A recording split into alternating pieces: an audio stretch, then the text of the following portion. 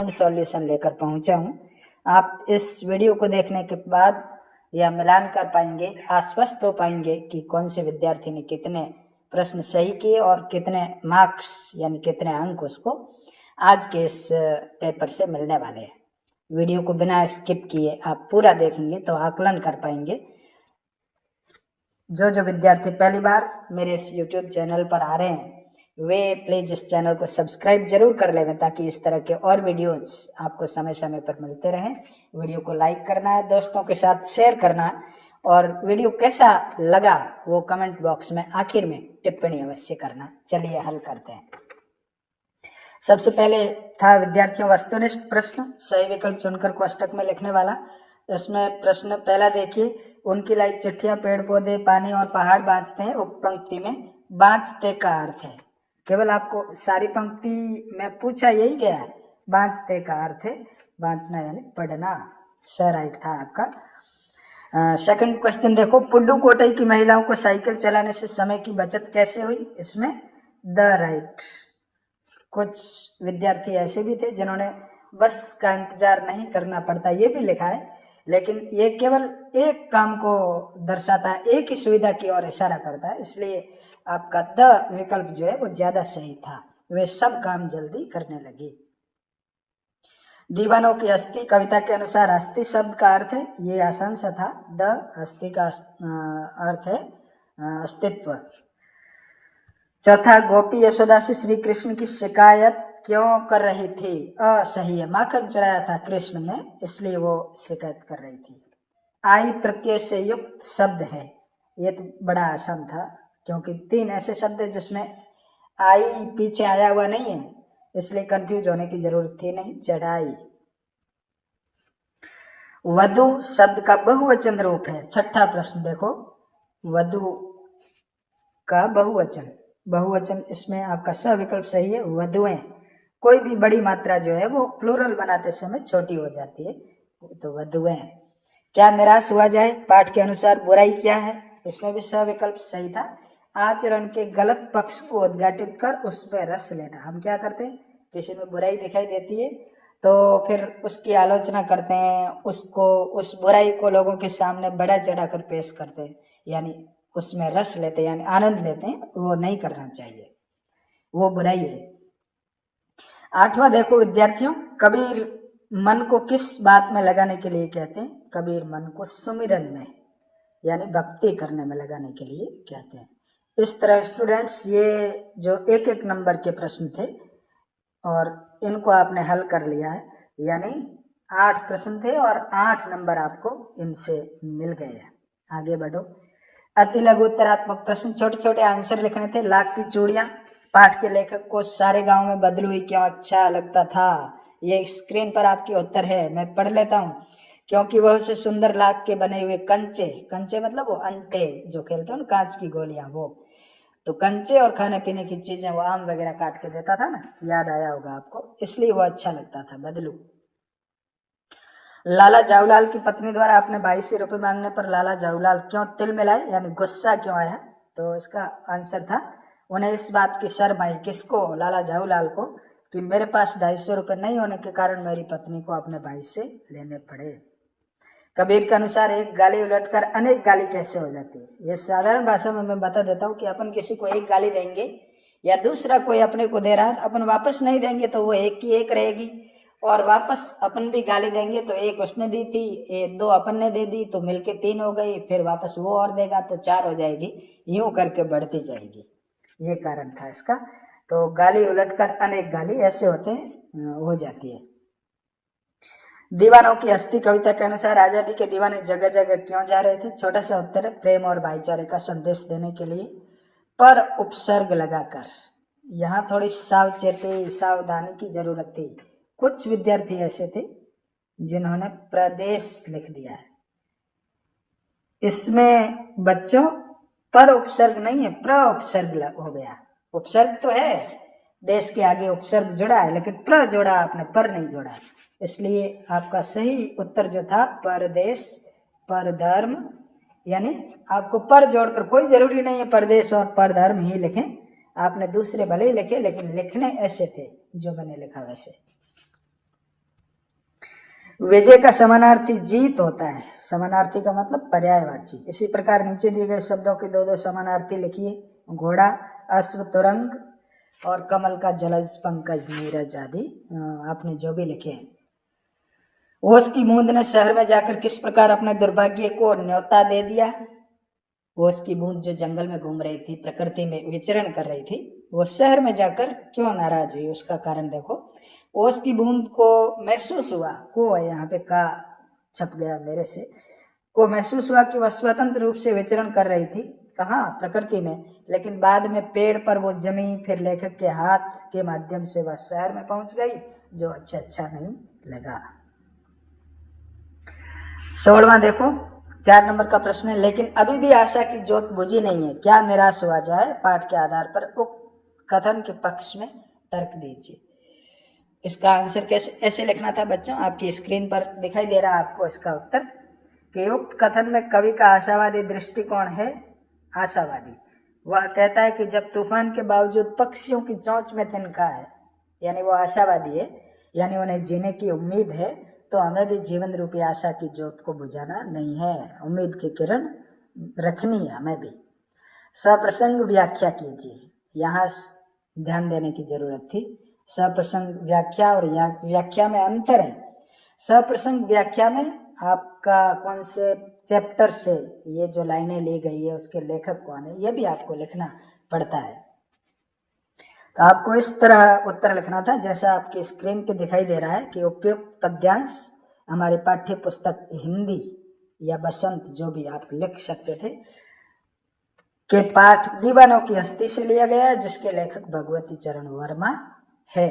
उन्होंने बताया कि हमने दुनिया में आकर इधर उधर की, इस जगह पे इधर है, ये मात्रा लग गई ऐसे ही, इधर मात्रा काट लेना आप, इधर उधर की बातें की, कभी खुशी में हंसे तो कभी गम में रोए, हम सुख दुख को सहन करते हुए, यानी हर परिस्थिति में को एक्सेप्ट करते हुए आगे बढ़े। इतना आंसर सरलार्थ इसका लिखना था। मुहावरों के अर्थ बताकर वाक्यों में प्रयोग। कमर कसना यानी तैयार होना। परीक्षार्थियों ने परीक्षा के लिए कमर कस लिए, सरल सा वाक्य बनता है। कायरता दिखाना, ये पीठ दिखाना का अर्थ है कायरता दिखाना। वाक्य प्रयोग, रानी लक्ष्मीबाई ने अंग्रेजों को पीठ नहीं दिखाई, यानी अंग्रेजों के सामने लड़ी, कायरता नहीं दिखाई। आप वाक्य प्रयोग दूसरे भी कर सकते हैं, कोई जरूरी नहीं ऐसा ही लिखा हो आपने, लेकिन शर्त ये है, यहाँ सावधानी इस चीज की रखनी थी कि कमर कसना ये मुहावरा आना चाहिए था, और पीठ दिखाना ये यहाँ पे आना चाहिए था, बस इतनी सावधानी रखनी थी। आप अपने घर से विद्यालय आते जाते समय सड़क पर चलने के लिए कौन कौन सी सावधानियां रखेंगे? यहाँ से स्कूल की छुट्टी के बाद या सुबह घर से स्कूल आते समय क्या क्या सावधानियां सड़क पर चलते समय आप रखेंगे? तो यहाँ पर मैंने 4 बातें लिखी है, देख लो। कि हमेशा सड़क के बाईं ओर चलना, लेफ्ट साइड में, दाएं बाएं देखकर सड़क पार करना।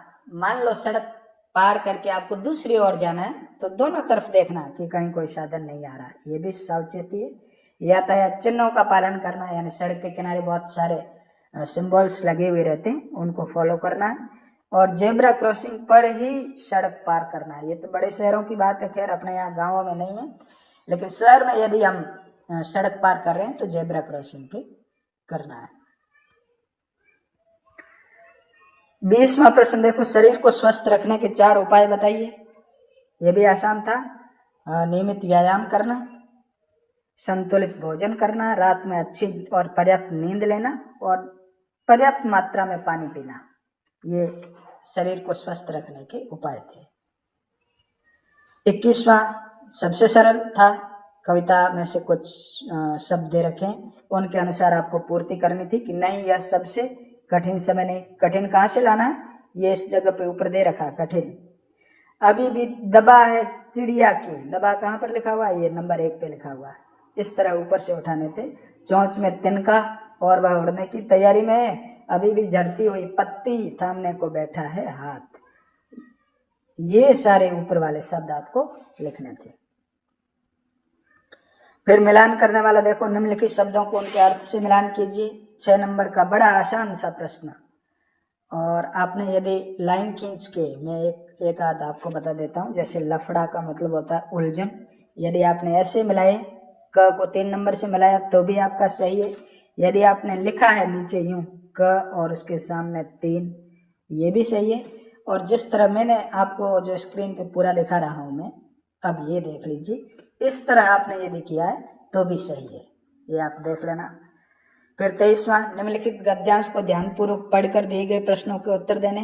दूसरा, घिसा टायर लगाकर, ये बस की यात्रा पाठ में से आया आपके बच्चों। बस फिर चली, अब हमने वक्त पर पन्ना पहुंचने की उम्मीद छोड़ दी थी। पन्ना कभी भी पहुंचने की उम्मीद छोड़ दी थी, वक्त पर तो छोड़ो। पन्ना क्या, कहीं भी कभी भी पहुंचने की उम्मीद छोड़ दी थी। लगता था जिंदगी इसी बस में गुजारनी है और इससे सीधे उस लोक को प्रयाण कर जाना है। उस लोक कौन सा, मृत्यु लोक को। यह आपने पढ़ लिया। इसके अनुसार जो प्रश्न आए उनके उत्तर देने थे। बस फिर कैसे चली, यानी टायर बदलने पर। कहाँ पहुंचने की उम्मीद छोड़ दी थी, पन्ना पहुंचने की उम्मीद। सीधे कहाँ प्रयाण कर जाना है, उस लोक यानी मृत्यु लोक में। ना उम्मीद का विपरीत अर्थ वाला शब्द होता है उम्मीद। अब देखो,